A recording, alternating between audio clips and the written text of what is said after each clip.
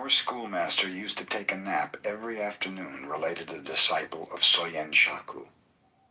We children asked him why he did it, and he told us, "I go to dreamland to meet the old sages just as Confucius did." When Confucius slept, he would dream of ancient sages and later tell his followers about them. It was extremely hot one day, so some of us took a nap. Our schoolmaster scolded us. "Dreamland to meet the ancient sages, the same as Confucius did," we explained. "What was the message from those sages?" our schoolmaster demanded. One of us replied, "We went to Dreamland and met the sages and asked them if our schoolmaster came there every afternoon, but they said they had never seen any such fellow."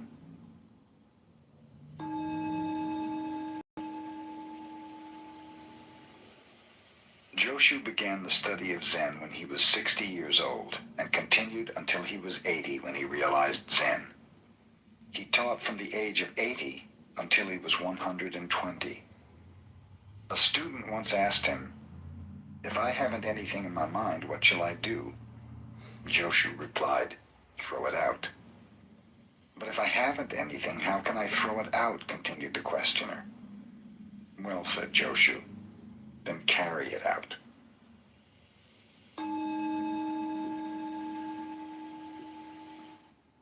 Let's get fiscal. Lesson 1, savings strike.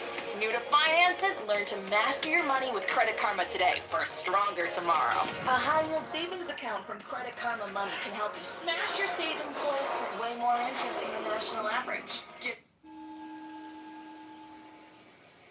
Mamiya, who later became a well-known preacher, went to a teacher for personal guidance. He was asked to explain the sound of one hand.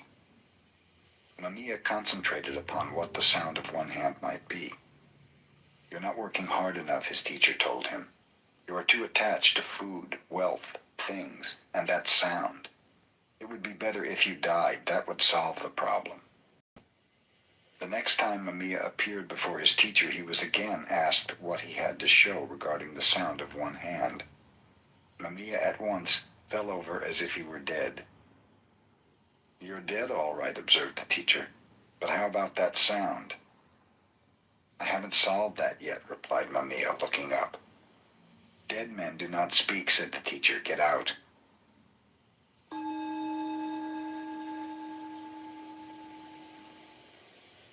Tosui was a well-known Zen teacher of his time.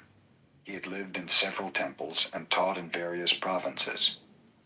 The last temple he visited accumulated so many adherents that Tosui told them he was going to quit the lecture business entirely.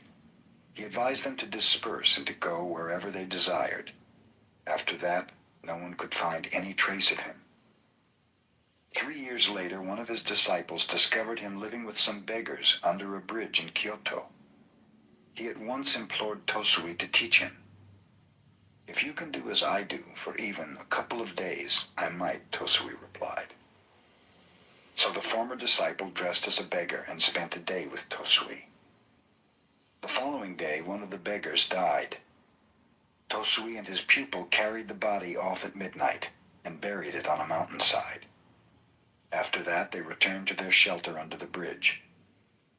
Tosui slept soundly the remainder of the night, but the disciple could not sleep.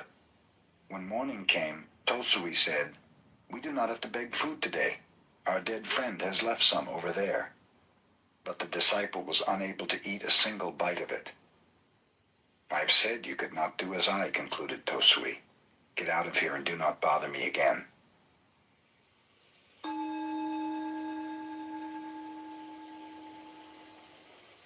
When Bankei held his seclusion weeks of meditation, pupils from many parts of Japan came to attend. During one of these gatherings, a pupil was caught stealing. The matter was reported to Bankei with the request that the culprit be expelled. Bankei ignored the case.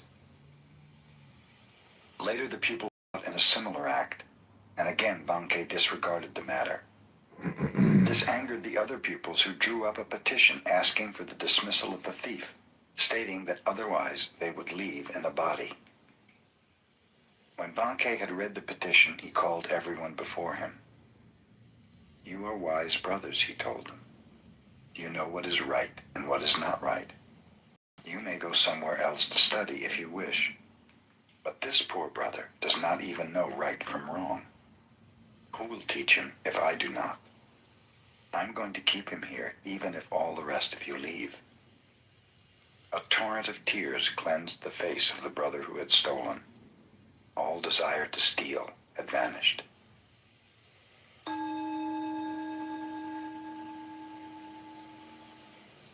During the Kamakura period, Shinkan studied Tendai 6 years and then studied Zen 7 years. Then he went to China and contemplated Zen for 13 years more. When he returned to Japan, many desired to interview him and asked obscure questions. But when Shinkan received visitors, which was infrequently, he seldom answered their questions.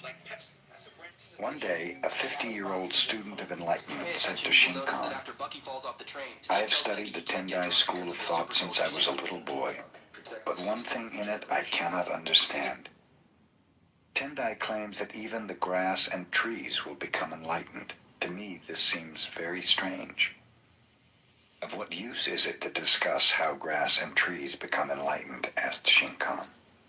The question is how you yourself can become so. Did you ever consider that? I never thought of it in that way, marveled the old man. Then go home and think it over, finished Shinkan.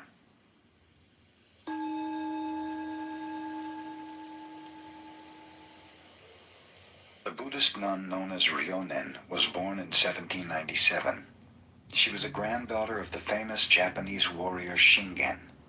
Her poetical genius and alluring beauty were such that at 17 she was serving the empress as one of the ladies of the court.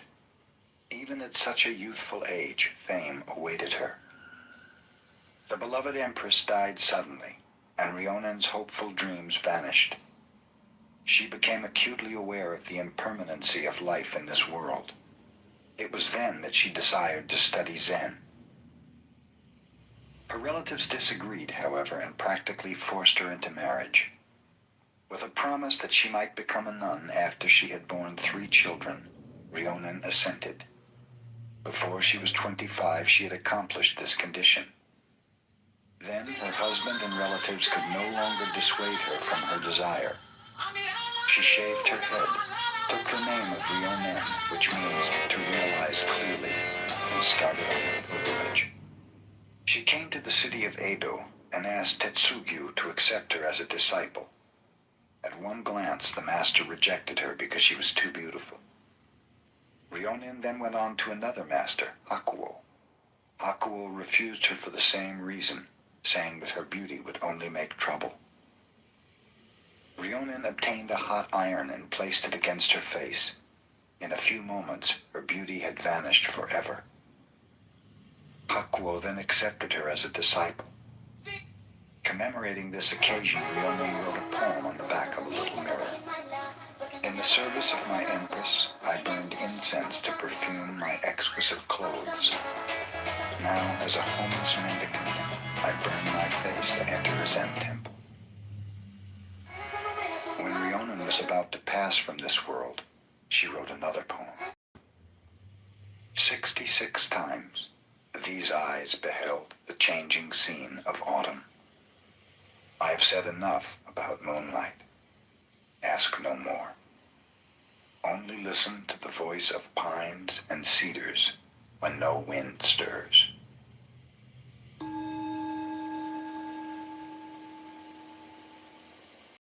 The cook monk Daidio at Bankai's monastery decided that he would take good care of his old teacher's health and give him only fresh miso, a paste of soybeans mixed with wheat and yeast that often ferments. Bankei, noticing that he was being served better miso than his pupils, asked, "Who's the cook today?" Daidio was sent before him. Bankei learned that according to his age and position, he should eat only fresh miso. So he said to the cook, "Then you think I shouldn't eat at all?" With this, he entered his room and locked the door. Daidio, sitting outside the door, asked his teacher's pardon. Bankei would not answer. For 7 days, Dario sat outside and Banke within. Finally, in desperation, an adherent called loudly to Banke, "You may be all right, old teacher, but this young disciple here has to eat. He cannot go without food forever."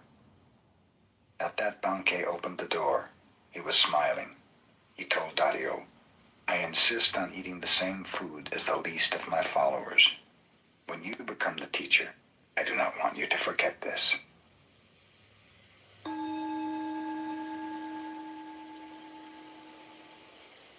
A student of Tendai, a philosophical school of Buddhism, came to the Zen abode of Gasan as a pupil. When he was departing a few years later, Gasan warned him, "Studying the truth speculatively is useful as a way of collecting preaching material. But remember that unless you meditate constantly, your light of truth may go out."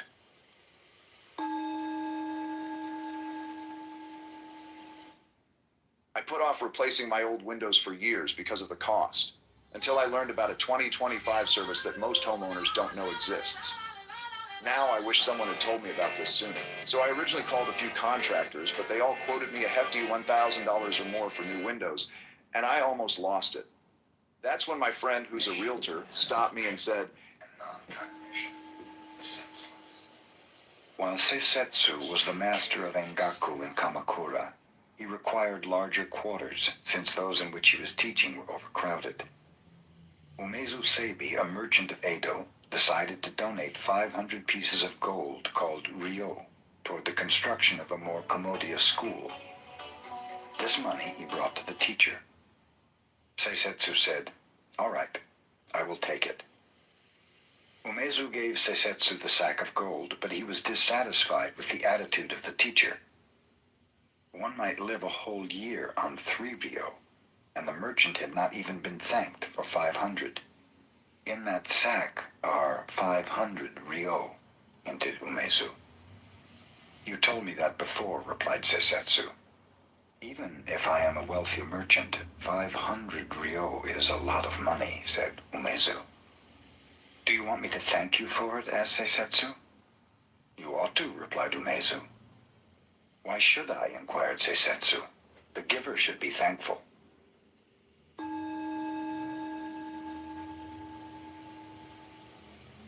Taiko, a warrior who lived in Japan before the Tokugawa era, studied Channo tea etiquette with Senno Rikyu, a teacher of that aesthetical expression of calmness and contentment. Taiko's attendant warrior, Keito, interpreted his superior's enthusiasm for tea etiquette as negligence of state affairs, so he decided to kill Senno Rikyu. He pretended to make a social call upon the tea master, and was invited to tea. The master, who was well skilled in his art, saw at a glance the warrior's intention, so he invited Keito to leave his sword outside before entering the room for the ceremony, explaining that Channo-yu represents peacefulness itself. Keito would not listen to this. "I am a warrior," he said. "I always have my sword with me. Channo-yu or no Channo-yu, I have my sword." "Very well. Bring your sword in and have some tea," consented Senno Rikyu. The kettle was boiling on the charcoal fire. Suddenly, Senno Rikyu tipped it over. Hissing steam arose, filling the room with smoke and ashes. The startled warrior ran outside. The tea master apologized. "It was my mistake. Come back in and have some tea. I have your sword here covered with ashes, and will clean it and give it to you." In this predicament, the warrior realized he could not very well kill the tea master, so he gave up the idea.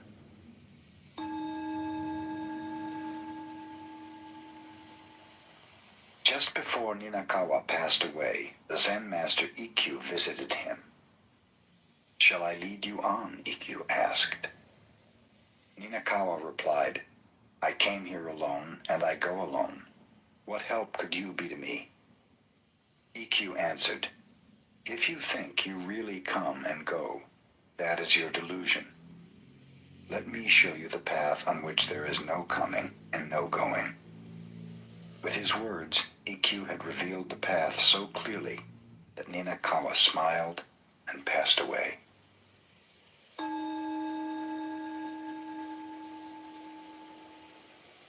A soldier named Nobushige came to Hakuin and asked, "Is there really a paradise and a hell?" "Who are you?" inquired Hakuin. "I am a samurai," the warrior replied. "You, a soldier?" exclaimed Hakuin. "What kind of ruler would have you as his guard? Your face looks like that of a beggar." Nobushige became so angry that he began to draw his sword, but Hakuin continued, "So you have a sword. Your weapon is probably much too dull to cut off my head." As Nobushige drew his sword, Hakuin remarked, "Here open the gates of hell." At these words, the samurai, perceiving the master's discipline, sheathed his sword and bowed. "Here open the gates of paradise," said Hakuin.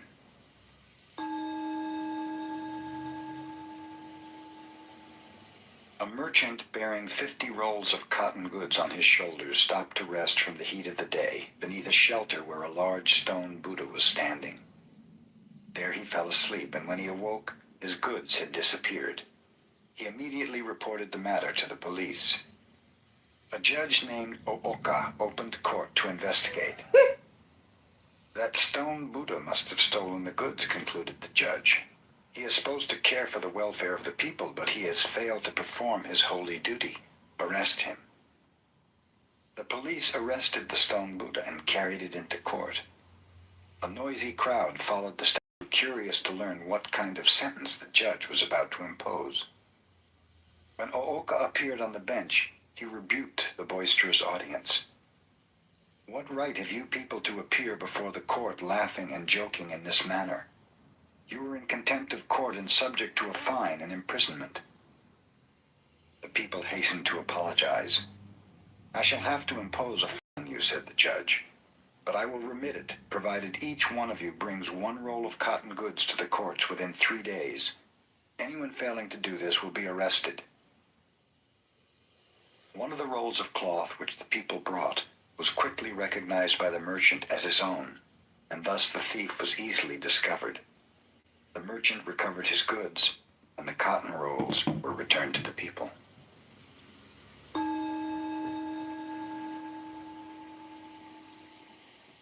Once a division of the Japanese army was engaged in a sham battle, and some of the officers found it necessary to make their headquarters in Gasan's temple. Gasan told his cook, "Let the officers have only the same simple fare we eat." This made the army men angry, as they were used to very deferential treatment. One came to Gasan and said, "Who do you think we are? We are soldiers, sacrificing our lives for our country. Why don't you treat us accordingly?" Gasan answered sternly, "Who do you think we are? We are soldiers of humanity, aiming to save all sentient beings."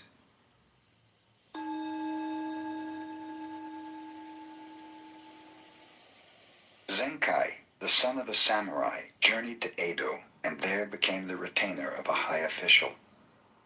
He fell in love with the official's wife and was discovered. In self-defense, he slew the official. Then he ran away with the wife. Both of them later became thieves, but the woman was so greedy that Zenkai grew disgusted. Finally, leaving her, he journeyed far away to the province of Buzen, where he became a wandering mendicant. To atone for his past, Zenkai resolved to accomplish some good deed in his lifetime. Knowing of a dangerous road over a cliff that had caused the death and injury of many persons, he resolved to cut a tunnel through the mountain there.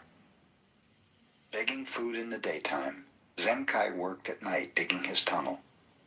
When 30 years had gone by, the tunnel was 2,280 feet long, 20 feet high, and 30 feet wide. 2 years before the work was completed, the son of the official he had slain, who was a skillful swordsman, found Zenkai out and came to kill him in revenge. "I will give you my life willingly," said Zenkai. "Only let me finish this work. On the day it is completed, then you may kill me." So the son awaited the day. Several months passed, and Zenkai kept on digging. The son grew tired of doing nothing and began to help with the digging. After he had helped for more than a year, he came to admire Zenkai's strong will and character. At last the tunnel was completed, and the people could use it to travel in safety. "Now cut off my head," said Zenkai. "My work is done."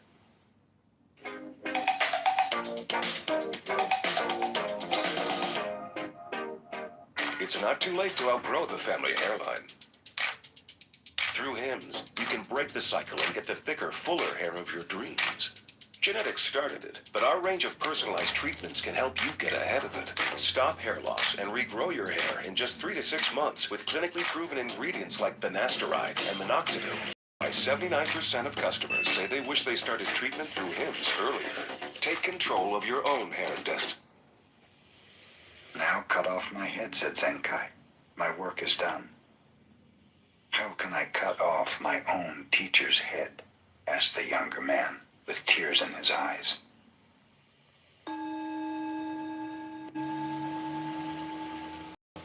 A great Japanese warrior named Nobunaga decided to attack the enemy, although he had only 1/10 the number of men the opposition commanded. He knew that he would win, but his soldiers were in doubt. On the way, he stopped at a Shinto shrine and told his men, "After I visit the shrine, I will toss a coin. If heads comes, we will win. If tails, we will lose. Destiny holds us in her hand." Nobunaga entered the shrine and offered a silent prayer. He came forth and tossed a coin. Heads appeared. His soldiers were so eager to fight that they won their battle easily. "No one can change the hand of destiny," his attendant told him after the battle. "Indeed not," said Nobunaga, showing a coin which had been doubled, with heads facing either way.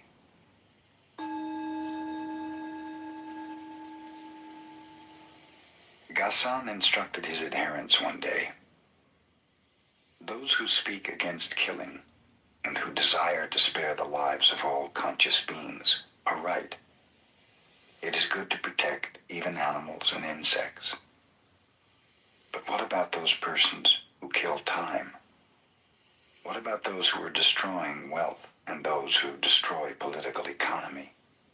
We should not overlook them. Furthermore, what of the one who preaches without enlightenment? He is killing Buddhism."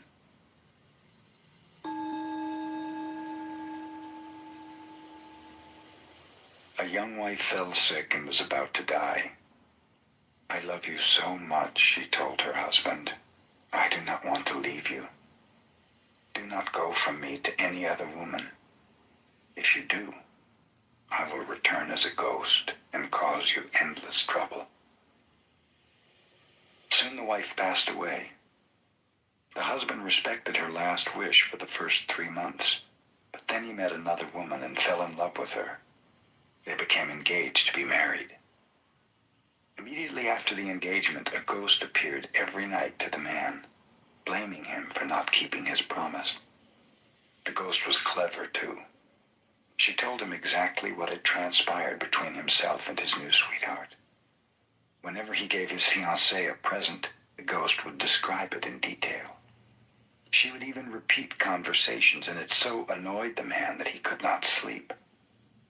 Someone advised him to take his problem to a Zen master who lived close to the village. At length, in despair, the poor man went to him for help. "Your former wife became a ghost and knows everything you do," commented the master. "Whatever you do or say, whatever you give your beloved, she knows. She must be a very wise ghost. Really, you should admire such a ghost. The next time she appears, bargain with her. Tell her that she knows so much you can hide nothing from her, and that if she will answer you one question, you promise to break your engagement and remain single."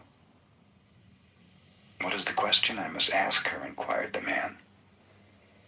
The master replied, "Take a large handful of soybeans and ask her exactly how many beans you hold in your hand. If she cannot tell you, you will know she is only a figment of your imagination and will trouble you no longer. The next night when the ghost appeared, the man flattered her and told her that she knew everything. Indeed, replied the ghost, and I know you went to see that Zen master today. Since you know so much, demanded the man, tell me how many beans I hold in this hand. There was no longer any ghost to answer the question.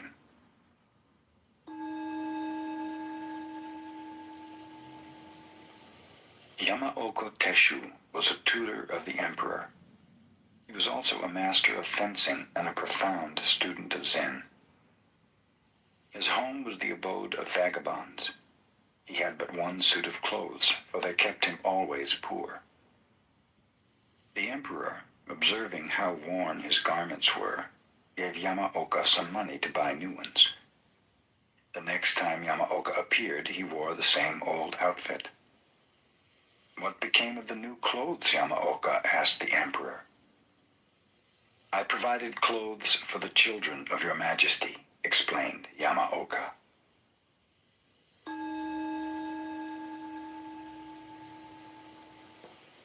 In modern times, a great deal of nonsense is talked about masters and disciples, and about the inheritance of a master's teaching by favorite pupils, entitling them to pass the truth on to their adherents. Of course, Zen should be imparted in this way from heart to heart, and in the past it was really accomplished. Silence and humility reigned rather than profession and assertion. The one who received such a teaching kept the matter hidden even after 20 years. Not until another discovered through his own need that a real master was at hand was it learned that the teaching had been imparted. And even then the occasion arose quite naturally, and the teaching made its way in its own right. Under no circumstance did the teacher even claim, I am the successor of so-and-so. Such a claim would prove quite the contrary. The Zen master, Munan, had only one successor. His name was Shoju. After Shoju had completed his study of Zen, Munan called him into his room. I'm getting old, he said. And as far as I know, Shoju, you are the only one who will carry on this teaching. Here's a book. It has been passed down from master to master for 7 generations. I also have added many points according to my understanding. The book is very valuable, and I'm giving it to you to represent your successorship. If the book is such an important thing, you had better keep it, Shoju replied. I received your Zen without writing, and I'm satisfied with it as it is. I know that, Sibling. Even so, this work has been carried from master to master for 7 generations. So you may keep it as a symbol of having received the teaching. Here. The two happened to be talking before a brazier. The instant Shoju felt the book in his hands, he thrust it into the flaming coals. He had no lust for possessions. Munan, who never had been angry before, yelled, What are you doing? Shoju shouted back, What are you saying?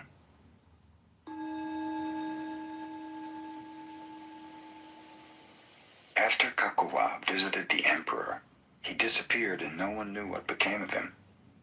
He was the first Japanese to study Zen in China, but since he showed nothing save one note, he is not remembered for having brought Zen into his country. Kakuwa visited China and accepted the true teaching. He did not travel while he was there. Meditating constantly, he lived on a remote part of a mountain. Whenever people found him and asked him to preach, he would say a few words and then move to another part of the mountain where he could be found less easily. The emperor heard about Kakuwa when he returned to Japan and asked him to preach Zen for his edification and that of his subjects. Kakuwa stood before the emperor in silence. He then produced a flute from the folds of his robe and blew one short note. Bowing politely, he disappeared.